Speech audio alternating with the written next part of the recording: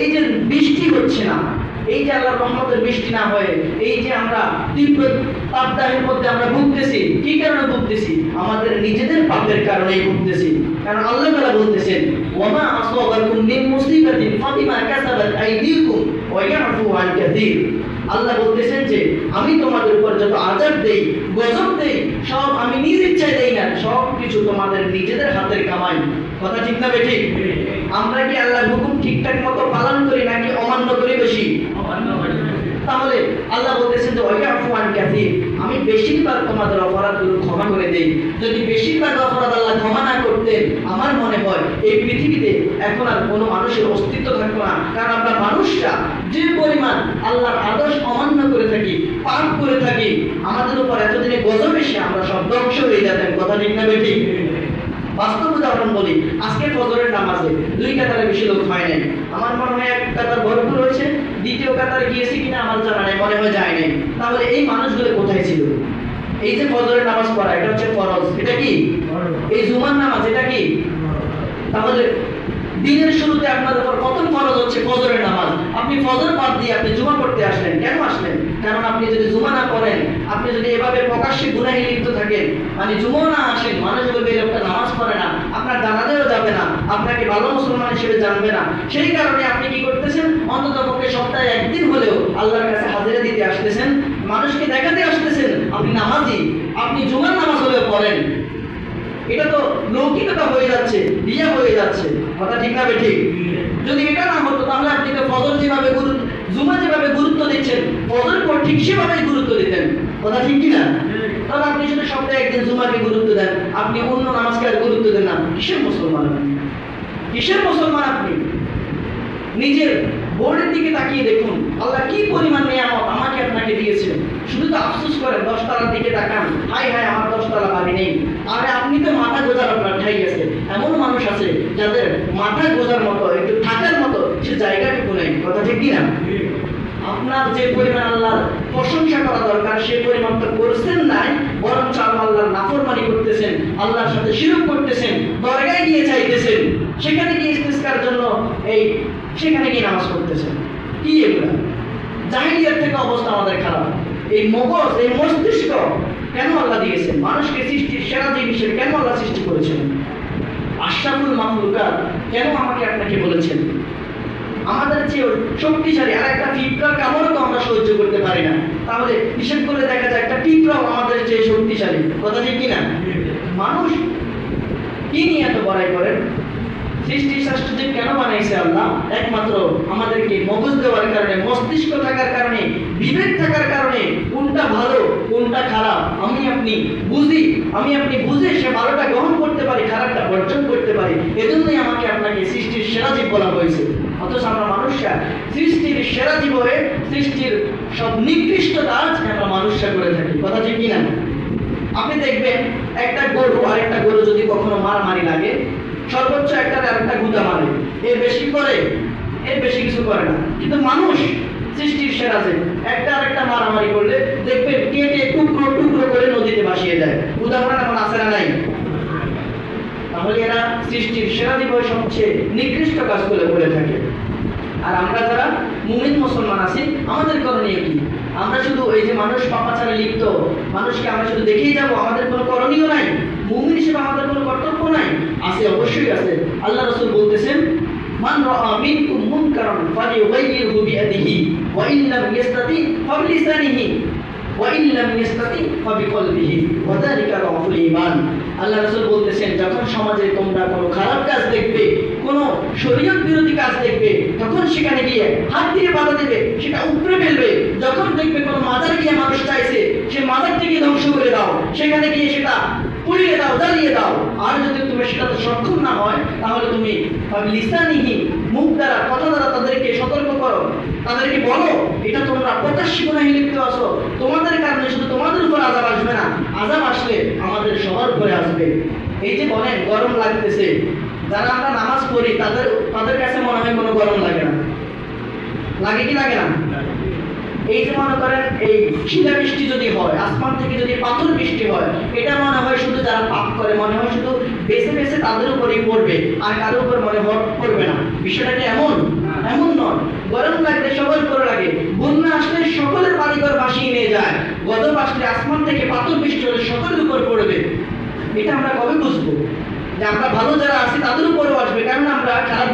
নিষেধ করতেছি না। সম্মানিত হাজিরিন, এই যে আমাদের এই দুরবস্থা, জাহিলিয়াত 2024 সালে আসার পরেও আমরা এখনো সেই 1450 বছর আগেও পিছনে আমরা জাহিলিয়াত যুগে আমরা চলে গিয়েছি। মানুষের বিবেক কি আমি বুঝি না। এখানে যারা আছেন তারা বলুন, আজকের পর থেকে ওয়াদা করুন, কোনো কিছু চাইলে একমাত্র কার কাছে চাইবো? কোনো মাজারে গিয়ে চাইবো?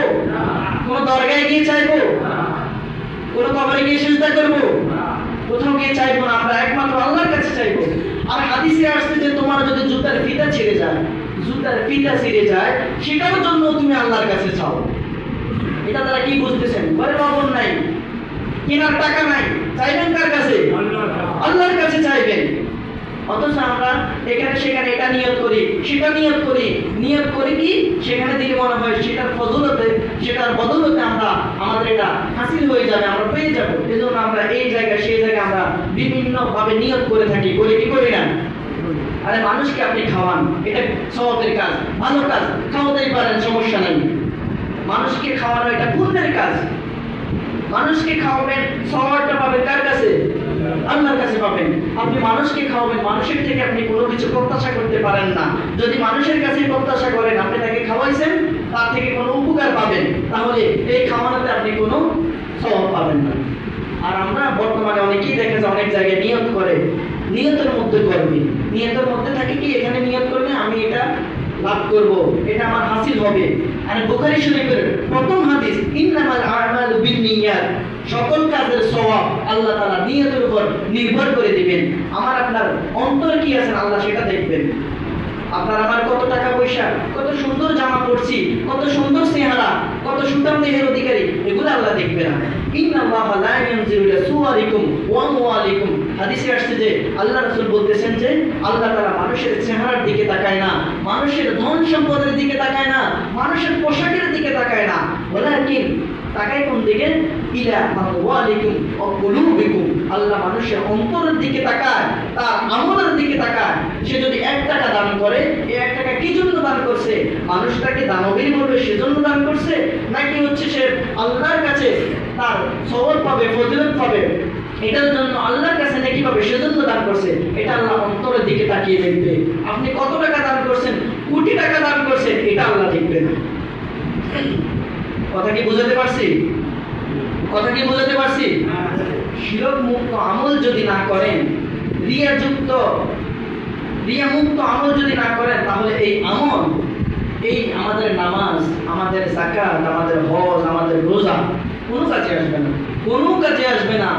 আরে আপনি মানুষ, সৃষ্টির সেরা জীব, আপনাকে আল্লাহ বিবেক দিয়েছেন, আপনি কেন এমন এই গর্হিত কাজ করবেন? এমন খারাপ কাজ কেন করবেন? আমি বলছি না যে কোনো মাজারে যাওয়া, তাদেরকে সেখানে গিয়ে দোয়া করা এটা খারাপ কাজ, এটা খারাপ না। কোনো পীরের মাজারে গিয়ে সেখানে যদি আপনি দোয়া করেন এটা খারাপ না। পীর মানে হচ্ছে মুরব্বী।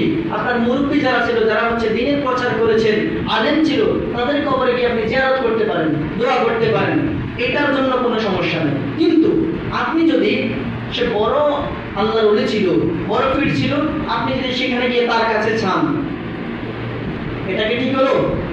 কথা বলেন, কোনো মানুষের পক্ষে কি সম্ভব যে কোনো মানুষকে কোনো কিছু দেওয়া? অনেকেই দেখি শুনি সন্তান চায়, মাজারে গিয়ে চায়, বাবার কাছে গিয়ে চায়, চায় কি চায় না? আরে এটা কি মানুষ আমি বুঝি না। সৃষ্টি সেরা জীব এমন কাজ কেমনি করে? আরে আল্লাহ আছে, আল্লাহর কাছে চান, আল্লাহই তো দিবে।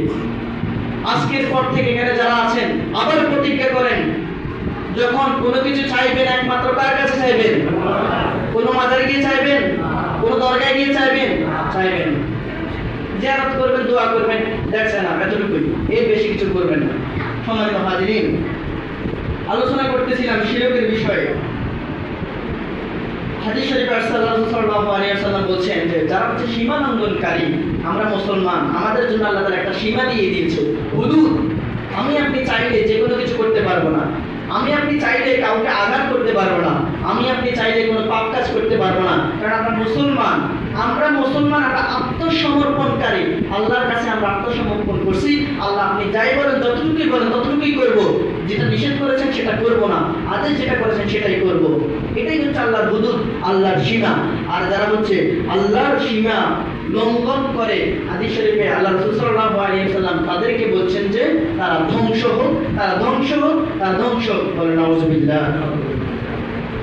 তাহলে যে আল্লাহর সীমা রয়েছে, আল্লাহর হুদুদ, এই হুদুদকে আমরা চেষ্টা করব আমরা এটাকে মানিয়ে নিতে, সেটা মেনে আমরা চলতে। যদি আমরা আল্লাহর সীমা অতিক্রম করে যাই, পাপের দিকে আমরা চলে যাই, তাহলে আমাদের উপর গজব আসবে নাকি শান্তি আসবে? কথা বলেন, গজব আসবে নাকি? অবশ্যই আসবে। সম্মানিত হাজিরিন, অনেকেই আছে যারা হচ্ছে শিরক করে, যেমন ভালো মানুষের কবরকে কেন্দ্র করে শিরক করে। 1450 বছর আগে আমরা এখন কি করবো আল্লাহ রাসূল সব বলে গেছেন। এখন মানুষ কি করবে না করবে আল্লাহ রাসূল বলে গেছেন যে মানুষ এমন এমন করবে। মানুষ ভালো মানুষের কবরকে কেন্দ্র করে সিজদা করে, করে কি করে না? সেখানে তারা মাজার বানায়। আবার দেখা যাচ্ছে সেখানে সবচেয়ে নিকৃষ্ট কাজ করে, সিজদা করে, আবার সেখানে মেলার আয়োজন করে।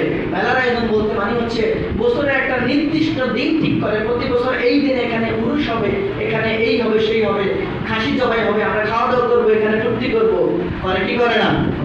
কথা বলেন, করে কি করে না?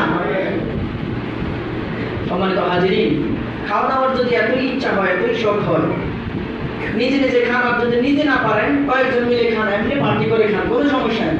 সমস্যাটা হচ্ছে আপনার নিয়ত যদি গরমিল থাকে। আপনি যদি মাজারে গিয়ে সেখানে যদি উদ্দেশ্য থাকে এখানে খাইলে আমি আলাদা একটা সওয়াব পাবো, এরকম যদি সিস্টেম মনের মধ্যে যদি নিয়ত থাকে, তাহলে আপনার এই খাওয়া দাওয়া এটা সওয়াব তো হবেই না, বরং এটার জন্য আপনি শিরকের গুনাহে লিপ্ত হবেন। কথা কি বুঝাতে পারছি? কথা কি বুঝাতে পারছি? এই মেসেজগুলো আপনাদেরকে দিয়ে দেওয়া আমার ইমানি দায়িত্ব। এই মিম্বারে বসেছি, এখান থেকে কোরআন হাদিসের হক কথাগুলো বলে দেওয়া আমার দায়িত্ব। আমি বলে দিলাম, মানা না মানা সেটার দায়িত্ব আপনাদের। কারণ আপনাদের কবরে আমি যাব না, আমার কবরে আপনারা যাবেন না। কথা ঠিক কিনা? প্রত্যেকের কবরে প্রত্যেকেই যাবে। সম্মানিত হাজিরিন, কবরকে যারা সিজদার স্থান বানায় তাদেরকে আল্লাহ রাসূল সাল্লাল্লাহু আলাইহি ওয়াসাল্লাম অভিশাপ দিয়েছেন। কবরের উপর বসাও নিষেধ। যেখানে কবর আছে সেখানে বসবেন না, সেখানে আড্ডা দিবেন না, এটা হাদিসে নিষেধ এসেছে। সম্মানিত হাজিরিন, এই যে আমরা গুনাহ করি, আজ মুসলমান এমন অবস্থা হয়ে গেছে, আপনি দেখেন, চিন্তা করে দেখেন, যেটাকে আল্লাহ এবং তার রাসূল নিষেধ করেছেন মানুষ সেটাই বেশি করে। আপনি দেখেন, মানুষকে নামাজ পড়তে বলা হয়েছে, মানুষ নামাজ পড়ে না। কথা ঠিক কিনা? মানুষকে গান বাজনা শুনতে নিষেধ করা হয়েছে, মানুষ সেটা শুনে। কথা ঠিক কিনা? মানুষকে বেপরদায় চলতে নিষেধ করা হয়েছে, মানুষ বেপরদায় কম চলাফেরা করে নাকি বেশি করে? মানুষকে এই যে সুদ খেতে নিষেধ করেছেন, অথচ মানুষ সুদ কম খায় না বেশি খায়। মানুষকে ঘুষ খেতে আল্লাহ নিষেধ করেছেন, হাদিস নিষেধ এসেছে, মানুষ সুদ কম খায় না বেশি খায়। প্রত্যেকটা কাজেই দেখবেন, এই যুবক ছেলেদের অবস্থা দেখুন, টাকনুর উপরে প্যান্ট অথবা লুঙ্গি পড়তে বলা হয়েছে, অথচ তারা পরে টাকনুর নিচে। পরে কি পরে না?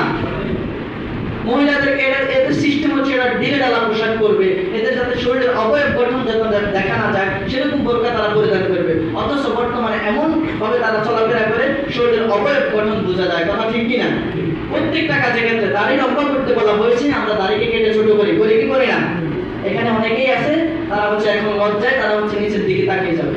কেন যাবে? কারণ এখন এই কথাটা তাদের উপর পড়তেছে। আর আমি দাড়ি লম্বা রাখবো কেন? আল্লাহ রাসূল বলছেন, ওনার সুন্নাহ মোতাবেক আমি রাখতেছি, ব্যাস এতটুকুই। এই দাড়ি রাখলে এটা শরীরের জন্য ক্ষতিকর না, এটা বরঞ্চ ভালো। আপনি সায়েন্টিফিক ভাবে দেখুন, বিজ্ঞানীরাও বলতেছে, ডাক্তাররাও বলতেছে যে এই দাড়ি রাখা এটা শরীরের জন্য ভালো, এটা হরমোনের জন্য ভালো, এটা আপনার নিজের জন্যই ভালো। অথচ আমরা এটা করি না। বলা হয়েছে মোষকে খাটো করার জন্য, অথচ অনেকেই দেখবেন দাড়ি নাই কিন্তু মোষ বিশাল বড় বড় আছে না নাই? প্রত্যেকটা কাজেই এমন, প্রত্যেকটা কাজেই এমন। আমাদেরকে যেটা নিষেধ করা হয়েছে আমরা সেটা করি। যদি কোনো হাদিসে বলা হয়েছে হয়তো খবরদার ফজর নামাজ পড়া যাবে না, ফজর নামাজ পড়া নিষেধ, এটা গুনাহের কাজ, আপনি দেখতেন যে ফজরের নামাজে মসজিদে জায়গা দেওয়া যেত না। কথা ঠিক কিনা? এই কিছুদিন আগে খুলনায় একটা কনসার্ট হয়েছে, ওই কনসার্ট হয়েছে ফজরের সময় 5টা বাজে।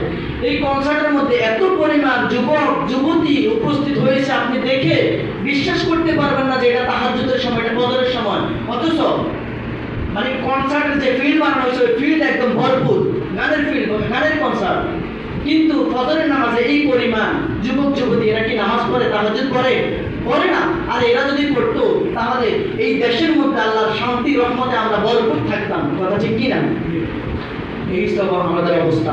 যেটা আমাদেরকে নিষেধ করা হয়েছে সেটাই আমরা বেশি করি, যেটা আমাদেরকে আদেশ করা হয়েছে সেটাই আমরা করি না। কথা ঠিক কিনা? গজব আসবে না তো কি আসবে? এই যে বৃষ্টি হচ্ছে না, কেন হচ্ছে না? হাদিস শরীফে আসছে আযযাকাতু মাগরামা, মানুষ যাকাত দেওয়াকে জরিমানা মনে করবে। যখন মানুষ যাকাত ঠিকমতো দিবে না, তখন তাদের তাদের তাদের উপর আল্লাহ তাআলা রহমতের বৃষ্টি দিবে না। বৃষ্টি একেবারেই দিতেন না। দেয় কি জন্য? ওই যে পশু পাখি, ওই যে আল্লাহ তাআলার আরো অনেক জন্তু জানোয়ার আছে না, শুধু মানুষ তো সৃষ্টি নয়, এই যে ব্যাঙ আছে, সাপ আছে, পাখি আছে, আছে না, আল্লাহ সেগুলোর জন্য বৃষ্টি দেয়। দেওয়ার কারণে আমরা এই গুনাহগার নিকৃষ্ট বান্দারা আমরা কিছুটা ভোগ করি। যদি আমরা জাকাতটা ঠিক মতো দিতাম তাহলে এই অনাবৃষ্টি হতো না। আপনি জাকাতের আলোচনা আগেও করছি, আপনি দেখেন এই আপনার সমাজে শুধুমাত্র বেশি না 5 বছর যদি আপনি জাকাতটা ঠিক মতো তুলে ঠিক মতো আদায় করেন, আপনি শুধু আপনার গ্রামকে নিয়ে পরিকল্পনা করেন, সারা দেশের কথা বাদ দেন, সরকারিভাবে জাকাত তোলা হয় না, বাদ দেন সে কথা, আপনার আমার ইমানি দায়িত্ব গ্রামে একটা কমিটি গঠন করেন, জাকাতের টাকা সবাই এক জায়গায় দিবে। গরিব যারা আছে, একেবারে সবচেয়ে বেশি গরিব যে, এক এক বছর পারলে একজন অথবা দুইজনকে স্বাবলম্বী করে দেওয়ার মতো অবস্থা করে দেওয়া হবে। বেশি না, 5 বছর টার্গেট নেন, দেখবেন 5 বছর পরে জাকাত খাওয়ার মতো কোনো লোক আপনার এলাকায় পাবেন না। কথা ঠিক কিনা? অথচ আমরা এটা করি না। গজব আসবে না তো কি আসবে? দোয়া কবুল হচ্ছে না, হবে কিভাবে? আমরা খাই হারাম, পোশাক গায়ে দিই, সে পোশাক যে টাকা দিয়ে কিনছি টাকা ইনকামটা হারাম, আমরা মিথ্যা কথা বলি, আমরা মা বাবার সাথে আমরা বেয়াদবি করি, আমরা আল্লাহর আদেশ ঠিক মতো মানি না। গজব আসবে না তো কি রহমত আসবে? সম্মানিত হাজিরিন, আলোচনা করেছি শিরক থেকে, কোরআন এবং হাদিস থেকে। আল্লাহ তাআলা আমাকে এবং আপনাদের সবাইকে কথাগুলো বুঝার এবং আমল করার তৌফিক দান করুন। সবাই পড়ে আমিন। ওয়া আখিরু দাওয়ানা আলহামদুলিল্লাহি রাব্বিল আলামিন। আসসালামু আলাইকুম ওয়া রাহমাতুল্লাহ।